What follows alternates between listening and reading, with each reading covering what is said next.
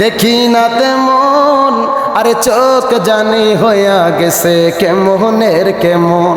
কথা কন ঠিক না বেঠিক? আরে আগের মতো শক্তি আমি পাই না তেমন, আর শরীর জানি হইয়া গেছে কেমনের কেমন।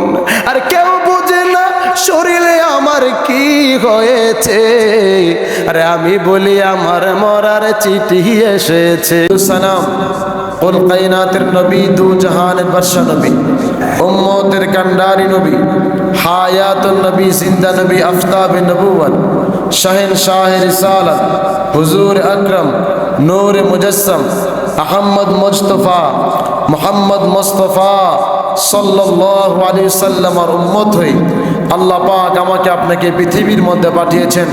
আবারও জবান ছেড়ে পড়ি আলহামদুলিল্লাহ। প্রিয় হাজিরিন, আমি আপনাদের সামনে একটি আয়াতে কারিমা তিলাওয়াত করেছি। এই আয়াতের নিরিখে অল্প সময় আপনাদের সামনে কোরআন সুন্নাতে কিছু কথা বলবো। আল্লাহ পাক আমাকে বলার এবং আপনাদের সবাইকে শুনে আমল করা তৌফিক দান করো, সবাই বলি আমিন। প্রিয় হাজিরিন, আলোচনা চলতেছিল। আল্লাহ পাক রব্বুল আলামিন বলছেন, কি বলছেন? আল্লাহ নিজে ইরশাদ করেছেন, বিসমিল্লাহির রহমানির রহিম, ইয়া আইয়ুহাল্লাযীনা আমানু দুখুলু ফিস সিলমি কাফা। জবান ছেড়ে কি আল্লাহু আকবার বলা যাবে না? আল্লাহ রাব্বুল আলামিন ডাক দিয়ে কয়, হে ইমানদারেরা, আমানু দুখুলু, তোমরা প্রবেশ করো, ফিস সিলমি কাফা। কোথায় প্রবেশ করব? আল্লাহ কয় তোমরা প্রবেশ করো ফিস সিলমি কাফা, ইসলামের ভিতরে। তো ইসলামের ভিতরে তো আমরা প্রবেশ করে আছি। আল্লাহ কয় না না, ইসলামের নাম তো সবাই নাম নেমপ্লেট আছে, ইসলাম নাম হইছে মুসলমান, অনেকের কামে কিন্তু মুসলমান নয়। বন্ধুরে আমার, বাবাজিরা আমার, আল্লাহ কয় ফিস সিলমি কাফা। আমার আল্লাহ কয় ইসলামের ভিতরে পরিপূর্ণভাবে ইসলামের ভিতরে প্রবেশ করো। এবার আল্লাহ কয় পরিপূর্ণভাবে। আমার আল্লাহ জানে মুসলমান নাম আছে, নেমপ্লেট আছে মুসলমান, বাপ হইছে মুসলমান, মাও হচ্ছে মুসলমান, তার দাদাও মুসলমান, তার দাদিও মুসলমান। আমার আল্লাহ ডাক দিয়ে কয় পৃথিবীর মানুষেরা রে, ও পৃথিবীর মানুষ শোনো, তোমরা যদি মুসলমান হও এই মুসলমান দেয়া হবে না, কারণ মুসলমানরাও এই কবরের মধ্যে আযাব হবে। এমন ভাবে মুসলমান হও, এমন ভাবে ইসলামের ভিতরে প্রবেশ করো। আল্লাহ কয় ফিস সিলমি কাফা, একবারে পরিপূর্ণভাবে ইসলামের ভিতরে প্রবেশ করতে হবে। এবার বলবেন হুজুর, ইসলামের ভিতরে পরিপূর্ণভাবে যদি প্রবেশ করি তাহলে কি কি করতে হবে, কি কি ছাড়তে হবে, এই ব্যাপারে তো জানার দরকার আছে না নাই? আরো জোরে বলুন, আছে না নাই? অনেকেই দাবি করেন আমি মুসলমান। হ্যাঁ, আপনি মুসলমান, নাম আছে নেমপ্লেট মুসলমান, কাজে কর্মে যায় মুসলমানের কাতায় আমরা পড়ি না। বন্ধুরে, যারা সত্যিকারে মুসলমান হতে পারবে, এক নম্বর হলো তারা সবসময় রিয়া ছাড়তে হবে, গীবত ছাড়তে হবে, অহংকার ছাড়তে হবে, এমন করে হারাম কাজ ছাড়তে হবে। আমার আল্লাহ কয় ওমা আতাকুমুর রাসূল ফাখুযু ওমা নাহাকুম আনহু ফান্তাহু। আমার আল্লাহ ডাক দিয়ে কয়, ও পৃথিবীর মানুষেরা রে, আমি আল্লাহ তোমাদেরকে জানায়া দিলাম, আমার রাসূল তোমাদেরকে যা কিছু আদেশ করেছেন তা তোমরা মান্য করো, যা কিছু বর্জন করার জন্য নিষেধ করেছেন তা তোমরা বর্জন করো। এবার আসুন রে বাজান, আল্লাহ কয় আমানু দুখুলু ফিস সিলমি কাফা, ইসলামের ভিতরে পরিপূর্ণভাবে ঢুকতে হবে। এখন পরিপূর্ণভাবে যদি কেউ ঢুকতে চায় তাহলে দৈনন্দিন 5 ওয়াক্ত নামাজের দরকার আছে না নাই? আর জোরে বলুন, আছে না নাই? আর নামাজ ছাড়া, শরীয়ত ছাড়া মারিফত পাওয়া যাবে না। আর মারিফত যদি পাইতে হয় শরীয়ত লাগবে। কথা কোন ঠিক না বেঠিক?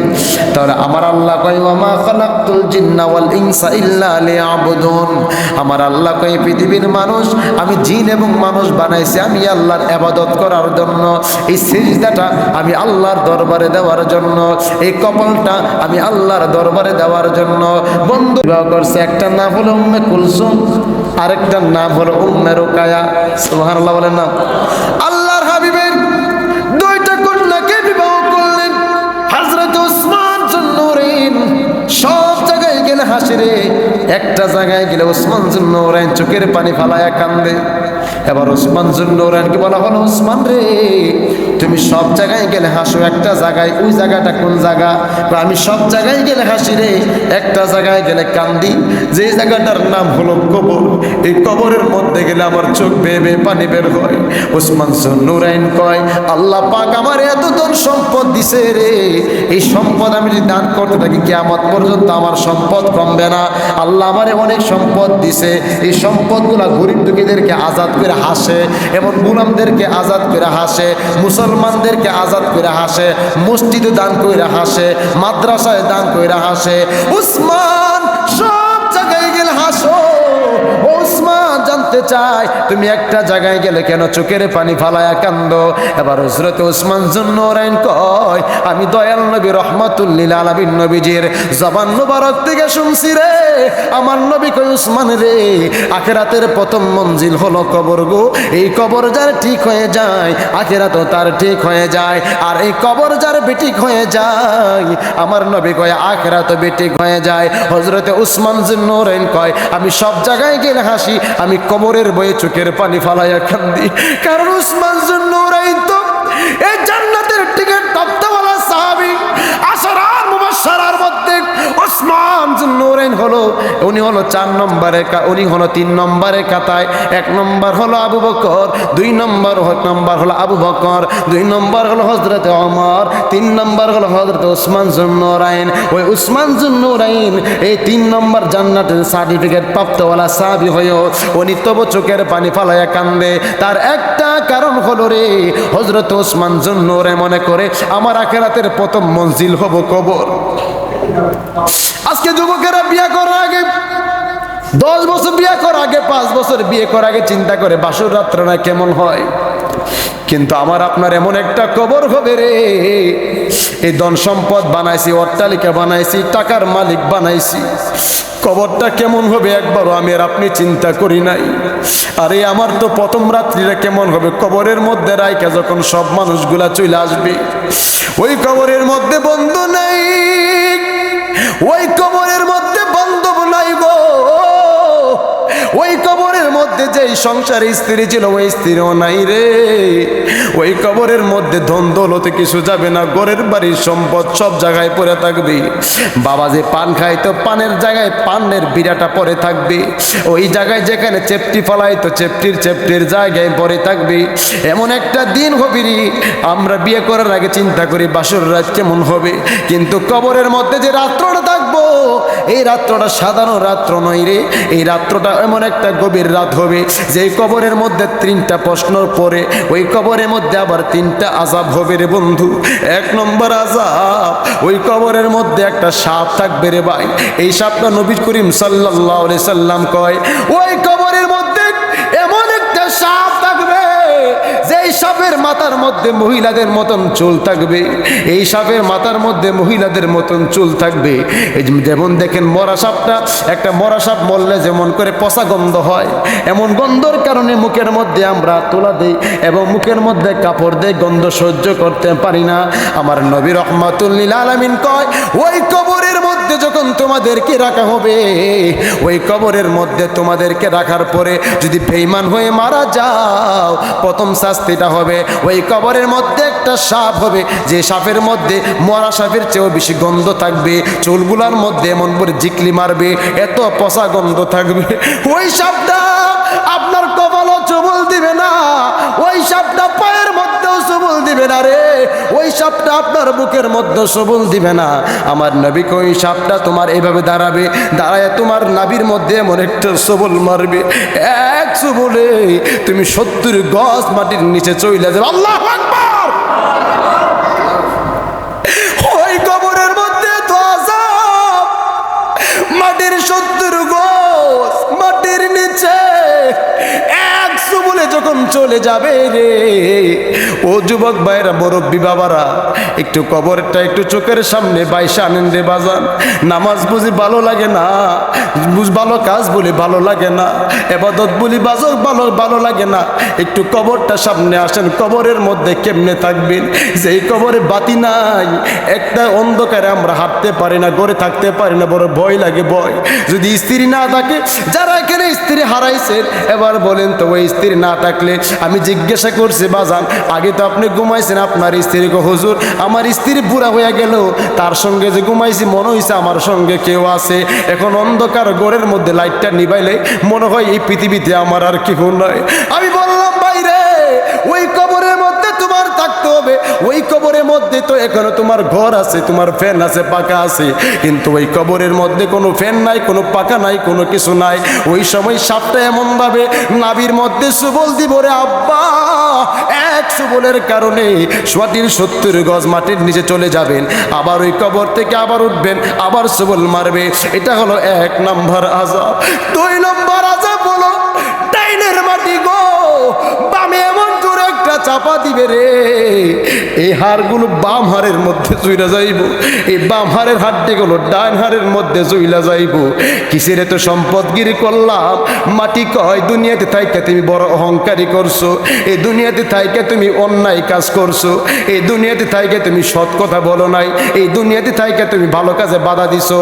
ওই মাটি এমন জোরে চাপা দিব, এই হাড়গুলো ভাইয়া বাম হাড়ের মধ্যে এমন ভাবে ঢুকে যাবে, বাম হাড়ের হাড্ডিগুলো বাম হাড়ে ঢুকে যাবে। দেখবেন অনেকেই মরার পরে দেখবেন খালি হাড্ডি পাওয়া যায়, খালি কঙ্কাল পাওয়া যায়, মানুষ আর পাওয়া যায় না।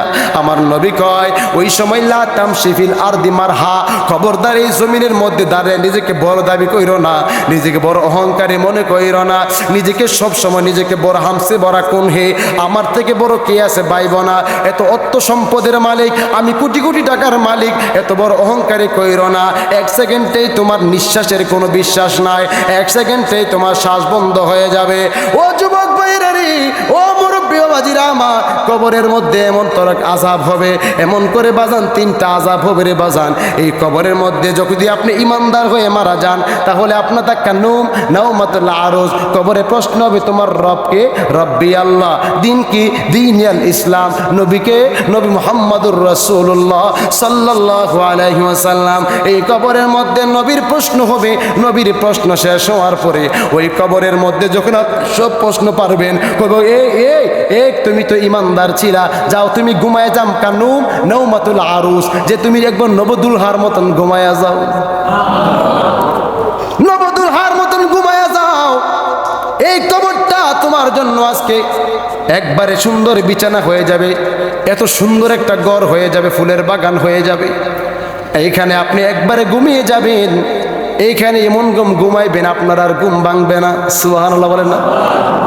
আহা, আমার নবী কয় উম্মত, এই জন্য আমি তোমাদেরকে বলি দুনিয়ার সব ছাড়ো, দুনিয়াতে তোমরা নিজেকে ভরাইগিরি করো ছাড়ো, অহংকারী করো ছাড়ো, হালাল খাও, দুনিয়া থেকে তোমরা ন্যায় কথা বলো, এবং দুনিয়াতে তোমরা ভালো কাজ করো, ইবাদত করো, নামাজ পড়ো, দুরুদ সালাম পেশ করো। বন্ধুরা আমার, বাবাজিরা আমার, আল্লাহর হাবিব সাল্লাল্লাহু আলাইহি সাল্লাম বলছেন এইগুলো যখন তোমরা দুনিয়াতে তোমরা আদায় করবে, তোমাদেরকে আমি একটা কথা জানাই দেই, তোমরা যদি আল্লাহর সেবা করতে চাও তাহলে সৃষ্টির সেবা করো। সুবহানাল্লাহ। আল্লাহর যদি সেবা করতে চাও এই সৃষ্টির সেবা করো, কারণ সৃষ্টির সেবাই মানে স্রষ্টার সেবা। সুবহানাল্লাহ বলেন না? এই জন্য আমার আল্লাহ কয়, আমার নবীর দেয়া বলেছে, ইয়া রাসূলুল্লাহ আপনি বলে দেন তারা যেন ইসলামের ভিতরে পরিপূর্ণভাবে ঢুকে। ইসলামের ভিতরে যদি পরিপূর্ণভাবে ঢুকে ফেলে, তাদের কাছে নামাজ ভালো লাগবে, সালাতু সালাম ভালো লাগবে, মিলাদ ভালো লাগবে, কিয়াম ভালো লাগবে, নামাজের পর দোয়া ভালো লাগবে, জানাজার পর দোয়া ভালো লাগবে, এমন করে ভাইজান রে ঈদের নামাজ ভালো লাগবে, জানাজার নামাজ ভালো লাগবে, 5 ওয়াক্ত নামাজ ভালো লাগবে, আওয়াবিন ভালো লাগবে, চাশতের নামাজ ভালো লাগবে, এমন করে তাহাজ্জুদ নামাজ ভালো লাগবে, কারণ আমরা জিকির করি, অনেকেই জিকির করতে পারে না, কারণ জিকিরও তাদের ভালো লাগবে। যদি কলবের মধ্যে গুনাহ হয়ে যায়, হাজার জিকির করেন কিন্তু আপনার জিকিরে দেখবেন মন বসবে না, নামাজ পড়লো নামাজে মন বসবে না। এই জন্য আমার রাসূল কয় মউতু ক্বাবলা আনতাল মাউত, আমার কথা না, বুখারীর হাদিসের কথা। বুখারীতে আসছে আল্লাহর হাবিব সাল্লাল্লাহু আলাইহি সাল্লাম কয় মউতু ক্বাবলা আনতাল মাউত, তোমরা মরার আগে একবার মরো। সুবহানাল্লাহ। মউতু ক্বাবলা আনতাল মাউত, মরার আগে একবার মরো। সাহাবায়ে কেরাম অবাক হয়ে গেলেন, আল্লাহর হাবিব এই কি বলল রে, মৌতের আগে নাকি মরার জন্য। এবার একটা উদাহরণ দিলে আপনারা, আমি উদাহরণটা দিছি, এরপর আবার আপনাদেরকে মনে করায় দেই। আমার কাছে 10 লক্ষ টাকার, মনে করেন সারা বিশ্বের বাদশাহ যদি আমার কাছে চাবি দিয়া দেয়, এই চাবিটা সারা বিশ্বে আপনি রাজত্ব করবেন, আমি হইছি মরা। আপনারাই বলুন, আমি মরা ব্যক্তি কি সারা বিশ্বে রাজত্ব করতে পারবো? পারবো। কারণ হচ্ছে কি আমি মরা। যদি পৃথিবীর কোনো মানুষ যদি এসে কয় বিশ্ব সুন্দরী একটা মহিলা, এই মহিলাকে তোমাকে এক রাতের জন্য দিয়া দিলাম, আমি হইছি মরা, আমার লাশের সামনে এসে যদি এই কথা কয়, আপনারাই বলুন আমার কি সেই পাওয়ার আসেনি? আমার নবী কয় দুনিয়ার সম্পদ তোমার পিছনে ঘুরবে, খবরদার মরণ থেকে কেউ পলায়ন হতে পারবে না। যত রাজা বাদশাহ আছে সবাই মৃত্যুর স্বাদ গ্রহণ করতে হয়েছে। হযরত ইয়াকুব আলাইহিস সালাতু ওয়াস সালামের কথা মর হয়ে গেছে। এখানে অনেক মুরব্বীরা আছে, যুবক ভাইরাও আছেন। হযরত ইয়াকুব আলাইহিস সালাতু ওয়াস সালাম, ওনার কাছে একদিন আজরাইল আসে, কয় হুজুর, আগে বলছিল আজরাইল আমার কাছে আসার পূর্বে খবরদার আমাকে একবার নখ দিয়ে আসবা। হুজুর আপনার রূহটা কবজ করবো, আপনি আমাকে নখ দিয়ে আসবা। হঠাৎ একদিন আজরাইল হযরত ইয়াকুব আলাইহিস সালাতু ওয়াস সালামের সামনে দাঁড়ায় আছে। হযরত ইয়াকুব নবী কয় আজরাইল রে কেন আসলা? হুজুর আপনি কি জানেন না আপনার রূহটা নেওয়ার জন্য আসছি। সুবহানাল্লাহ। আল্লাহর পয়গম্বর হযরত ইয়াকুব নবী ডাক দিয়া কয় আজরাইল, ও আজরাইল তুমি আমার রূহটা নেওয়ার জন্য আসছো, আমি তোমাকে না বললাম আমার রূহটা নেওয়ার আগে আগে আমাকে তুমি নক করবা, আমাকে জানাইবা, তারপরে আমার কাছে আসবা। হযরতে আজরাইল কয় হুজুর গো আপনি কি টের পান নাই? না না হুজুর আপনি টের পান নাই কেমনে, আপনার দাড়ি পাকছিনি? হ্যাঁ দাড়ি তো পাকছে। আচ্ছা হুজুর আপনার দাড়ি পাকছে, আপনার দাঁতগুলো আসেনি? না দাঁত তো সব শেষ। হুজুর 2 নম্বর সিগন্যাল তো পাইছে নয়। হুজুর আগে আপনার শরীরের মধ্যে যে শক্তি পাইতেন এই শক্তি আপনি পাননি? না না আমি এই শক্তিটাও পাই না। হুজুর আর কি সিগন্যাল আপনি চান? আর কি সিগন্যাল আছে? হুজুর সিগন্যাল তো আপনার 3টা সিগন্যাল দিয়া দিলাম, আর তো কোনো সিগন্যাল আমি দেখতেছি না। হুজুর আপনি বলছেন 3টা সিগন্যাল দেওয়ার জন্য, আল্লাহ আপনার 3টা সিগন্যাল দিছে। 1 নম্বর দাড়িগুলো সাদা হয়ে গেছে, 2 নম্বর হলো আপনার চোখেও দেখেন না, দাঁতগুলো পইরা গেছে, 3 নম্বর হলো আগের মতন শক্তি পান না। আমাদের এখানে অনেক মানুষ আছে আমার কয় খাওয়ার পথে, হুজুর আমরা জমা নাই এমন খাবার খাইছি আপনি দেখুন খাইতে পারেন না, আমরা বহুত খাইছি গুস্ত আধা কেজি 1 কেজি খাইলেছি আগের যুগে, এখন দিন খাইতে পারেন না। আগের মতন কি খানা গছে না? আমি একটা কথা বলি, আগের মতো চোখে আমি দেখি না তেমন, আরে চোখ জানি হইয়া গেছে কেমনের কেমন। কথা কন ঠিক না বেটি?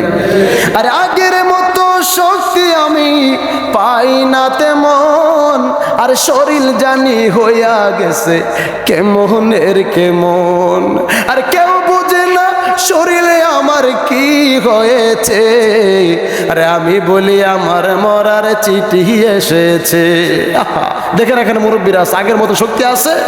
আগের মতো খাওয়া যায়?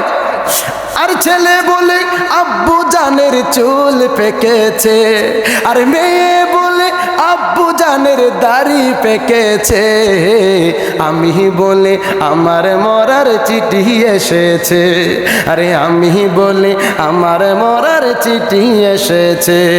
জবান ছেড়ে কি আল্লাহু আকবার বলা যাবে না? হে আমার যুবক ভাইরা রে, ও মাতলার যুবক, ও মুরব্বী বাবাজির হাতে পায়ে দিরা বইলা দিয়া যায়, আল্লাহ কয় আমানু দুখুলু ফিস সিলমি কাফা, আল্লাহ কয় ইসলামের ভিতরে পরিপূর্ণভাবে ঢুকো। এখন আমরা ইসলামের ভিতরে ঢুকতে হইলে এই আমলগুলা করতে হবে, নামাজ পড়তে হবে, রোজা রাখতে হবে, হজ যদি ধন সম্পদ থাকে হজ করতে হবে, জাকাত দেওয়ার মতো যদি শক্তি থাকে সামর্থ্য থাকে জাকাত দিতে হবে। বন্ধুরা আমার, বাবাজিরা আমার, আল্লাহর ফরজিয়া যতগুলা কাজ আছে, নবীর সুন্নত যতগুলা কাজ আছে, যত মুস্তাহাব যত কাজ আছে, ওই সব কাজগুলা করার দরকার আছে না নাই? এবার আছেন এরপরে কই ওয়ালা তাত্তাবিউ খুতুওয়াতিশ শাইতান। বাজান রে, একটা কথা আমি ওলিউল্লাহ হাবিবি বানায় বলি নাই, জীবনে অনেক শত শত শত শত মাহফিল করছি রে বাজান, ইনশাআল্লাহ এখন পর্যন্ত আপনাদের সামনেও আসছি। বন্ধু রে বন্ধু, আল্লাহ কই ওয়ালা তাত্তাবিউ খুতুওয়াতিশ শাইতান, তোমরা শয়তানকে ইত্তেবা করিও না, শয়তানের কুমন্ত্রণায় পড়িও না। দেখবেন শয়তানের কুমন্ত্রণা করে ঠিক আজানের সময় রয়েছে আল্লাহু আকবার, আর শয়তান কই মসজিদে যাওয়ার দরকার নাই, যা যা যা বন্ধুদের সাথে গিয়ে আড্ডা দে, দোকানে গিয়ে আড্ডা দে, এক পা বাদাম কিনে, আধা কেজি বাদাম কিনে 10জন বন্ধু মহিলা বৈশা এই বাদামগুলা খায় আর আড্ডা দেয়। এই দিক দিয়ে আল্লাহ কয় বান্দা আল্লাহু আকবার, আল্লাহু আকবার, আল্লাহ বড়, আল্লাহ বড়, আল্লাহ মহান, আল্লাহ মহান। আশহাদু আল্লা ইলাহা ইল্লাল্লাহ, আমরা সাক্ষ্য দিচ্ছি আল্লাহ ছাড়া কোনো মাবুদ নাই। ও আশহাদু আন্না মুহাম্মাদ, এবার বলি আশহাদু আন্না মুহাম্মাদুর রাসূলুল্লাহ, এবং কই আমি আরো সাক্ষ্য দিচ্ছি আমার আল্লাহ রাসূল আল্লাহ তাআলার প্রীত রাসূল। এরপরে কয় হাইয়া আলাস সালাহ, বলে কি বলে না? হাইয়া আলাস সালাহ, নামাজের জন্য আসো। হাইয়া আলাল ফালাহ, কল্যাণের জন্য আসো। মুয়াজ্জিন সাহেব, ইমাম সাহেব মসজিদের মাইক দিয়ে আজান দেয়, মানুষকে ডাকে আল্লাহর ঘরের জন্য। আর আমি আর আপনি শয়তানের দুইটা রাস্তা দিছে আল্লাহ, একটা শয়তানের রাস্তা আর একটা ইমানদারের রাস্তা, একটা আল্লাহর রাস্তা আর একটা শয়তানের রাস্তা। এই শয়তান আপনাকে কুমন্ত্রণা দিয়া এই কাজটা ভালো না, এই কাজটা করিস না, এই মসজিদে যাওয়ার দরকার নাই, নামাজ পড়া দরকার নাই, সালাম দেওয়ার দরকার নাই, মিলাদ পড়া দরকার নাই, কিয়াম করা দরকার নাই, এমন করে নামাজের পরে দোয়া করা দরকার নাই, আওয়াবিন পড়ার দরকার নাই, চাষতের নামাজ পড়া দরকার নাই, সলাতুদ দুহা পড়ার দরকার নাই, তাহাজ্জুদ নামাজ পড়া দরকার নাই, এমন করে কোন নামাজের দরকার নাই। আস্তে আস্তে নামাজ থেকে বাহির কইরা আজকে যুবকদেরকে, অনেক মুরব্বীরা তো এখন অনেকে নামাজ পড়তে চায় না, আর যুবকেরা তো অনেকে আসতে চায় না। ও যুবক ভাইরা, হাতে পায়ে দুরা বইলা দিয়া যাই রে ভাই, আমি আপনার হতে পারে আমি আপনাকে মহাব্বত করি, মুরব্বী আবার আমি আপনাকে মহাব্বত করি, কারণ একটা মানুষকে একটা মানুষ মহাব্বত করলেই ভালো কাজের জন্য দাবিত করে। এমন বন্ধু বানাইও না যেই বন্ধু তোমার নামাজ থেকে দূরে নিয়ে যায়। কথা কোন ঠিক না বেঠিক? এই কথা কোন ঠিক কিনা? এমন বন্ধু দরকার নাই যে বন্ধু নামাজ থেকে আমাকে সিনেমায় নিয়ে যায়, নামাজ থেকে আমাকে চষ্টলে নিয়ে যায়, নামাজ থেকে আমাকে খারাপ কাজে নিয়ে যায়। এমন বন্ধু আমাদের দরকার। এমন বন্ধু চাই যে বন্ধু আমাকে আপনাকে নামাজের জন্য ডাকবে। আসুন ভাই নামাজটা পড়ি, এরপরে আমরা যা কাজ আছে কথাবার্তা আছে আমরা বলি। কথা কোন ঠিক না বেঠিক? কারণ নামাজ ছাড়া কোনো উপায়, হ্যাঁ কথা আছে এখানে। আবার এমন নামাজিও আছে না নাই, যে নামাজ পড়ছে এই দিক দিয়ে আর ওই দিক দিয়ে গীবত করে শেখায়, তো আছে না এমন, আছে না নাই? আবার অনেকে আছে খবরদার খবরদার, নামাজ পড়তে হবে আল্লাহ এবং রসুলকে মহাব্বত করে। কথা কোন ঠিক না বেঠিক? আর যারা নবীর পাগল হয়, নবীর প্রেমিক হয়, তারা তো নামাজের আরো আগে দরকার। কথা কোন ঠিক না বেঠিক? কারণ আমার নবী কয় আউয়ালু মা ইউহাসাবু বিহিল আবদু ইয়াউমাল কিয়ামাতিস সালাহ। আল্লাহর হাবিব বলছেন আখিরাতের প্রথম হিসাবই হবে কিয়ামতের ময়দানে নামাজের হিসাব। তখন ঠিক না বেঠিক? নামাজের হিসাব কিন্তু দিতে হবে। এবার কবরের হিসাবটা, কবরে তো নামাজের কথা নাই, কিন্তু কবরে আছে যে কথাটা আছে, এই কথাটা হলো আমার নবীকে মানতে হবে। সুবহানাল্লাহ বলেন না? আগে ঈমান, তারপরে আমল। আপনার যদি ঈমান যদি ঠিক না থাকে, 1000 বছর যদি আমল করেন, খোদার কসম আপনার একটা আমল আল্লাহ দরবারে কবুল হবে না।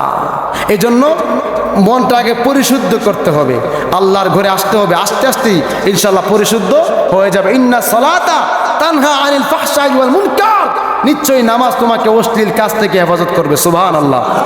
সেই জন্য যদি যারা নামাজ পড়বে, তার মনটা যদিও নামাজ পড়েন, এত বছর অনেকে চিন্তা করছে আরে এত বছর নামাজ পড়ছি না, যদি এখন নামাজও যায় মানুষ ছায়া থাকবো, আসবো, কত কিছু করব। আরে ভাই, এই চিন্তা করার সময় আমাদের নাই। ওই আপনি জান্নাতে যাইবেন, জান্নাতে যাওয়ার